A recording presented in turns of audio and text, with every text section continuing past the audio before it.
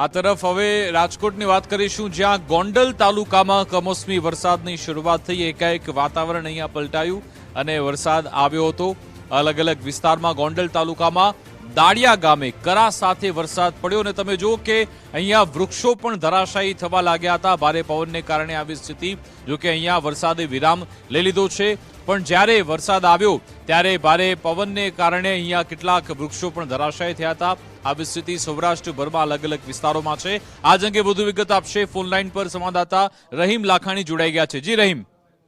વિકાસ, ચોક્કસપણે રાજકોટ શહેરની અંદર પણ બપોર બાદ વાતાવરણમાં પલટો આવ્યો છે। અમુક વિસ્તારો છે રાજકોટના છેવાડાના કે જ્યાં કાળા ડિબાંગ વાદળો બંધાણા છે અને વરસાદી ઝાપટા વરસ્યા છે। બીજી બાજુ ગોંડલ તાલુકામાં જ ભારે પવન સાથે વરસાદ છે તે વરસ્યો હતો। દાળિયા છે, વડાધારી છે, વાવડી છે, મોટા મહિકા છે, આ વિસ્તારમાં ભારે પવન સાથે વરસાદ છે તે વરસ્યો હતો। તેના કારણે કહી શકાય કે તલ અને મગનો પાક જે ઉનાળુ હોય પાક હોય છે તેના કારણે ખેડૂતોને નુકસાન થવાની ભીતિ સર્જાઈ છે।